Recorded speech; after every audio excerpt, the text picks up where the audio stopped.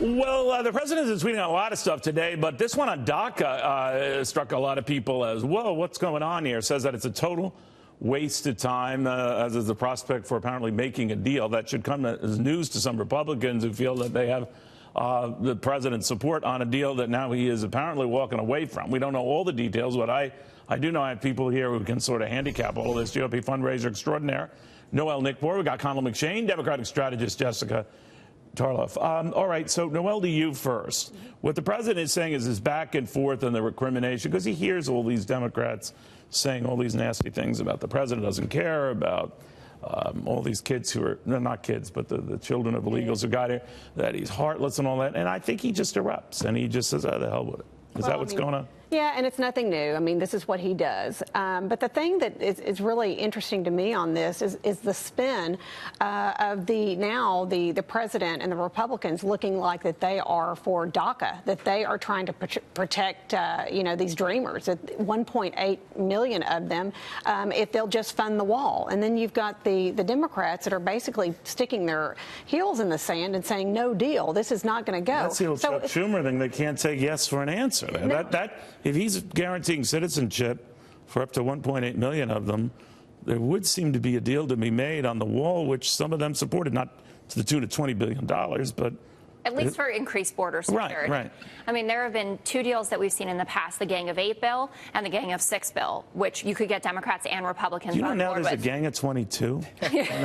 There really is. And I thought, how the heck do they do that? Who are these people? Gang of 22. Well, and especially to see this tweet on a day where John McCain and Chris Coons are unveiling their bipartisan bill. So I feel like the president was trying to preempt that and just say, I have no interest whatsoever in any of it. I think that was the real reaction because that bill seemed, or that idea, the way it's been reported, seems like a total, non-starter, that they want to have a fix for DACA, but basically not have any significant money at all for the I don't understand the Coons measure. The language of the wall. But what's the Coons thing with McCain? Because, the White House's view of McCain is he just wants to make our life miserable. It's bad. And for him to be, front and center thinking that he's going to take this, to the president with no language written in it that we were talking about of the wall whatsoever. I mean, come on now. So the Coons-McCain measure doesn't have a wall thing, but it does have the eventual citizenship. Well, but, they could. Now, what could happen is you could bring it to the Senate floor and you could make some amendments to that. So what got here's where I'm sorry, guys, I was following much more the sell-off than this whole immigration thing, but what got him so angry? I think it's that. I don't know for a fact, but I think it's the Coons-McCain thing. He's just saying that this is not a serious proposal.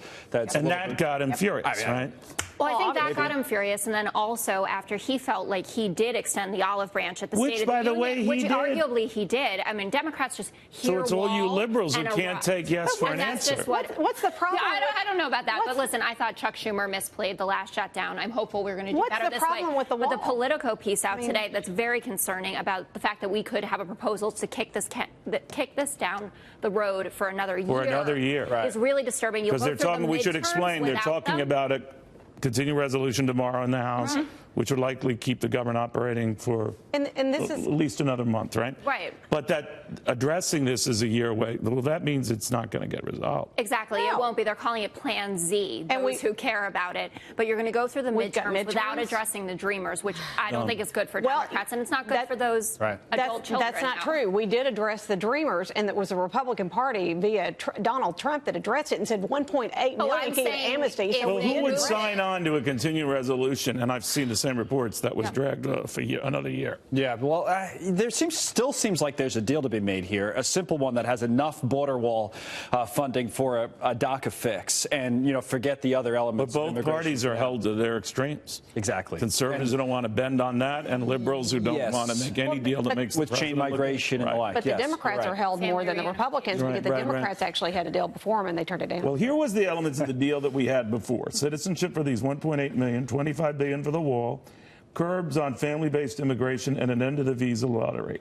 The Democrats were on board with 3 out of the 4, and they were on board with the 25 billion. I'm sorry, with the money for the wall, just not 25 billion. Right. That figure was high, and we heard from Representative Gutierrez from Illinois, who's one of our biggest immigration advocates, who said if we have to give money for this wall, is he the guy who walked out of the Did he walk out? I don't know. I thought he just sat pouty face. Oh. Pouty face? Yeah, isn't that like a thing? He's Yeah, even said if this means protecting dreamers, we can give you this money. But $25 billion was just exceptionally high. And now that we look at assessments anyway, we know we can't build the wall everywhere. So if we had some conversation like Gang of Eight style, I think we could get somewhere.